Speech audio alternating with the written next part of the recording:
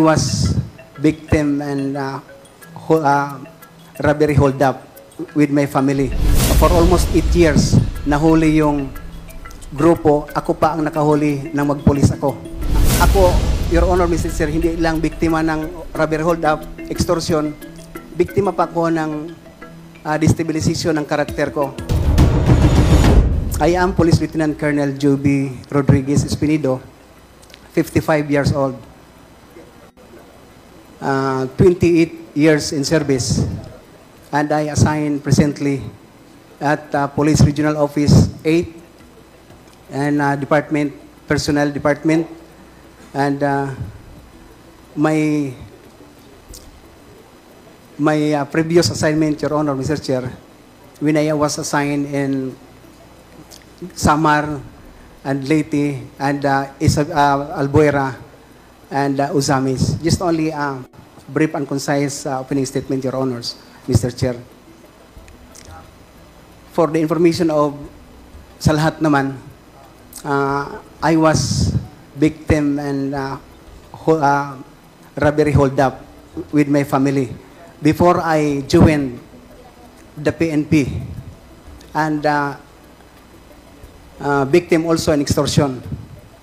I said victim in robbery hold up and extortion because that group in Leyte, for almost 8 years, nahuli yung grupo. Ako pa ang nakahuli ng magpulis ako. Victim in extortion because kami na ang na-hold up, yung mga pulis magpunta sa amin para maghingi ng pang-diesel, pang-fuel, para hulihin ang suspect.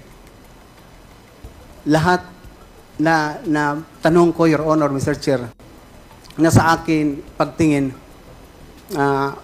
kung ako ang magpulis, it can help the government and ma-change man lang ang system ng police in a little way.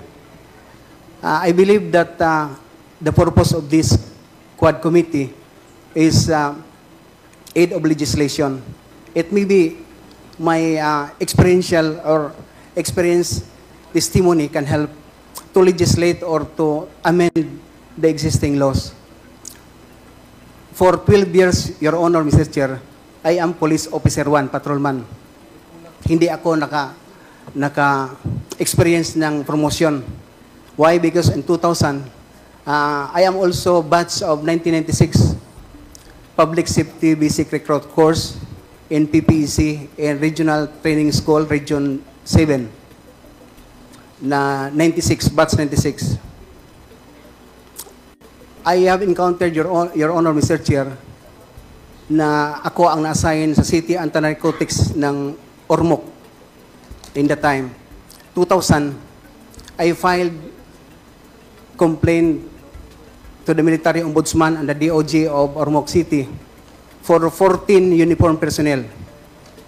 Isa doon yung Regional Director for Administration, yung City Director ko, yung hipi ko mismo sa station, yung Deputy. They are all 14 for bribery, direct bribery. Tumatanggap sila ng payula. Ako lang isa, Your Honor, Mr. Chair, ang nag-file ng complaint. I know, alam ko lahat kasi ako ang operatives ng City Anti-Narcotics Unit ng Ormoc at the time. Then after, nanoon na si Espinido, Your Honor, Mr. Chair, na Super Cup ng Leyte. Kagawian ko na kung saan ako ma-assign, yung worship ng station ko, morning at saka evening, pinapa-worship ko talaga ang mga pulis kasama ko. Nung lateral entry ako kasi at my commissionship, Your Honor, Mr. Chair, is through lateral entry. I am batch 08, 2008. First assignment ko na ako ang naging hipi ng Gandara, Samar. Ang purpose to disband the private armed groups of Samar. Then, for 1 month, I disbanded the group of Cabonyos. Nahuli natin yung mayor for 700 warrant of arrest, 600 na implement natin. Isa lang ang patay yung assistant ng private armed groups leader. Because of politicking, Your Honor, Mr. Chair, na-relieve ako ng region. But fortunately, I believe that my assignment, maski kung saan, I considered it that all things work together for good, for there is a purpose. That is from Romans 8:28. So tinanggap ko, at saka nung ma-assign as Regional Director si Brigadier General Acer Dolina, na-request naman ako, Your Honor, Mr. Chair, na mag-lead ng Regional Anti-Illegal Drugs Special Operation Task Group ng Region 8 for 2014-2015. For 2 months, na-disband natin ang grupo ng isang drug lord na kompetensya ni Kerwin Espinosa at the time. We apprehended 60 to 70 mga malalaking pusher. Isa lang ang patay, yung drug lord mismo. So, instead na yung regional director ko nagtawag sa akin personally, Your Honor, na may spot promotion, pero ang nangyari, na-relieve ako sa Mindanao. Nung ma-relieve ako, ang rason, Your Honor, Mr. Chair, instead of appreciation, because of politicking again, Your Honor, Mr. Chair. So, yun ang mangyari palagi sa akin. Tinanggap ko din, but for 6 months, when I was graduated and Police Intelligence Officers course, schooling namin sa Cagayan, nanalo na ang previous administration. Si President Duterte na ang naging presidente 2016, na CPNP si CPNP Bato de la Rosa. Nakatanggap na ako ng call, Your Honor, through CPNP Bato de la Rosa na ako requested ng Leyte, particularly in Albuera, through the mayor of incumbent mayor, Mayor Johnny de la Serna, nasabi si CPNP Bato na nandito sa opisina ko sa Davao, nagpunta, kaya ikaw ang requested, kaya ikaw lang ang kinakatakutan ni Kerwin Espinosa. So, ako, Your Honor, taga Leyte. So, parang akong, I am very impressed and happy for that information because makauwi na din ako sa amin. But yun na, Your Honor, Mr. Chair, nung ma-assign ako, siyempre, ang instruction, si Kerwin Espinosa, i-disband. You know? Kasi siya ang nag-proliferate ng drugs doon sa Albuera, sa Region 8. So, nung ma-assign ako, for only 18 days, for 1 month, na-disband natin ang grupo ni Kerwin Espinosa na nag-surrender yung papa niya for protective custody 1 month, nandito sa atin para na sa star witness, maging star witness natin. Fortunately din, si Kerwin Espinosa nahuli sa ibang bansa. For my 6 months na nahuli natin, nakakonfiskate tayo ng drugs for 14 kilos, more or less, yung baril na 60 to 70 pieces na long and short firearms. Walang namatay sa operasyon ng illegal drugs. Because of Senate hearing, Your Honor, Mr. Chair, si Kerwin nagsasalita sa Senate. And before nagsalita si Kerwin Espinosa, may reporting ako sa office ni CPNP Bato the day before the Senate hearing. Doon mismo, Your Honor, Mr. Chair, nakarinig ako kay Senator Bato na ako involved ng drugs. Sabi daw ni Kerwin, tumatanggap ako ng 20,000 per month na na-assign ako sa Davao. That is the first time, Your Honor, Mr. Chair, na paluha ako, nagtingin kan Sir Bato, na nasali na yung pamilya ko, yung buhay ko, na disband na si Kerwin Espinosa. Why I am here, sir? Para mag-report sa iyo na accomplish ang trabaho. Although hindi sa akin yung responsibility na namatay si Mayor. But sabi ni CPNP Bato at the time, na hindi, nandito si Colonel Ferro. Colonel Ferro, sir, is head at the time of anti-illegal drugs group. Pidig na yon, pidig na ngayon. So, kinonfirm ni Colonel Ferro na ako daw tumatanggap. Sabi ko, saan man si Kerwin, sir, hindi din ibigay sa akin si Kerwin ni isang bisis, isang minuto na si Kerwin ibigay sa akin nung mahuli si Kerwin, when in fact ako ang team leader ng folder ni Kerwin Espinosa. So nagtaka na ako, Your Honor, Mr. Chair, but I believe in God that the truth will set me free. When nandoon na sa Senate, Your Honor, Mr. Chair, kinukross na si Kerwin Espinosa, stated sa documents naman, na sa lahat ng tanong ng mga senators at the time, na lahat ba tumatanggap ang tanong, ang sagot ni Kerwin Espinosa, hindi lahat, sir, maliban kay Sir Espinido, na instead na hingian ko siya ng bank account, isend sa akin yung Bible verse. So, na-impress ako yun, but disappointed because alam ko na si Kerwin, magtanggap talaga yun na totoo kasi nandyan hinawakan nila si Kerwin Espinosa at that time, Your Honor, Mr. Chair. So, nagkataon, may trust tayo sa Panginoon na hindi talaga totoo. So, nangyari na hindi totoo.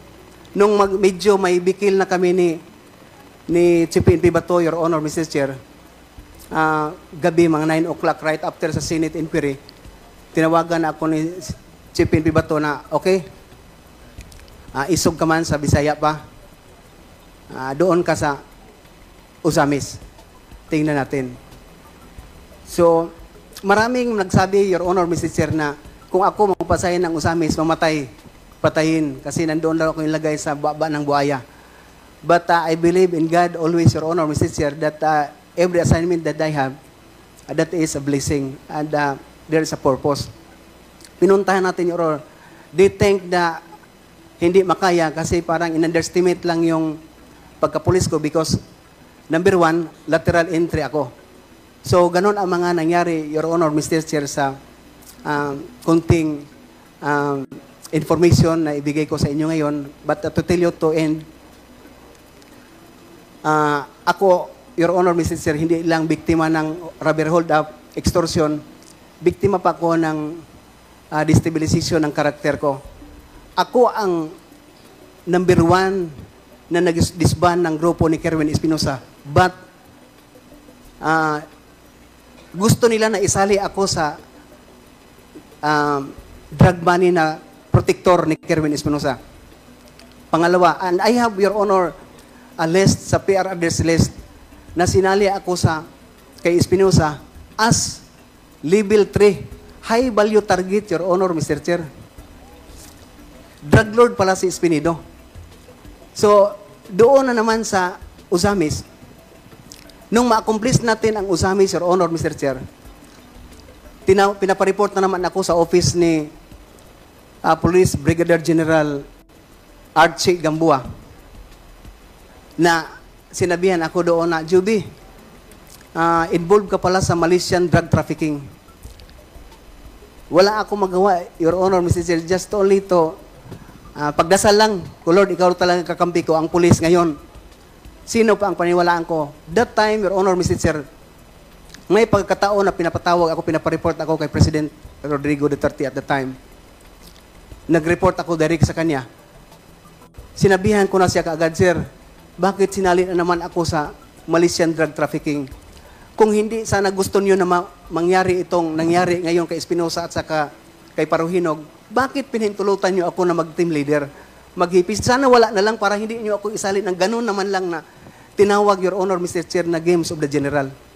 So, continuous because I am obedient to my senior officer, inassign na naman ako ng Iloilo.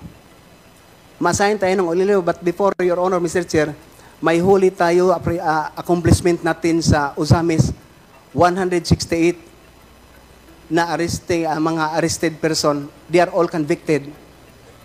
And siyam lang ang namatay for 2 years na mga poser.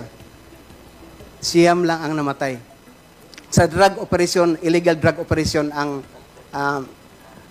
masasabi ko, Your Honor, Mr. Chair. So, nung ako ma-assign sa Bacolod, from Iloilo, going to Bacolod, going to part of Negros Oriental, na mag-report ako na malapit na makuha natin, Your Honor, Mr. Chair, kung saan talaga ang drugs, going to Negros Oriental. Pa-stop ako ng trabaho kasi mag-report si Espinido sa Krami kay kasali sa 357 drug watch list na naman. Nagpunta ako sa Camp Krami, Your Honor, Mr. Chair, hindi ko alam kung yun pala ang pakay ng pagpunta ko doon. Pinapapasok lang ako sa covered court, nakikita ko sa stage ang list, yung naka-font na 357 watch list ang present. Ako pa ang pinapauna na mag-drug test. Ako pa ang pinapauna na lie detector test. Sabi ng mga officer sa loob lang, Your Honor, Mr. Chair, Juby, bakit nasali ka dito? Akala namin kalaban kita. Kalaban kayo namin. Pero bakit nasali ka dito? So, ang daming tanong because alam ng mga officer na nagtrabaho sa Espinido na may Panginoon na totoo. So, best practices for me, Your Honor, Mr. Chair, before I end. Kung saan ako ma-assign, makita mo, Your Honor, Mr. Chair, yung stasyon ko na makita mo, papasok mo yung 10 commandments sa likod ng desk officer, yung Psalm 23:91 sa bawat poste ng station, yung mga signage ng checkpoint ko, Bible verse, at saka first offense ko, Your Honor, Mr. Chair, kung traffic violation lang, 10 commandments before ko mag-penalty sa kanila. Just to give emphasizing the police officer and even the constituents na talagang may Panginoon. Kasi sa akin, Mr. Chair, Your Honor, yung pusher at saka user, they are all victims. Bigyan ko sila ng second chance. Kaya lahat ng mga istasyon na assign ako, I call the attention of the executive, the mayors, the siblings, and the other relatives, nakausapin ko sila to give them a second chance. So yun ang mga ginawa ko, and it is recorded, Your Honor, Mr. Chair. So thank you for the time, Your Honor, Mr. Chair. And before siguro mag-in ako, sabi ko pa nga, I would like to distribute my sworn statement to make you have a perusal and reference. Sige, Comsec.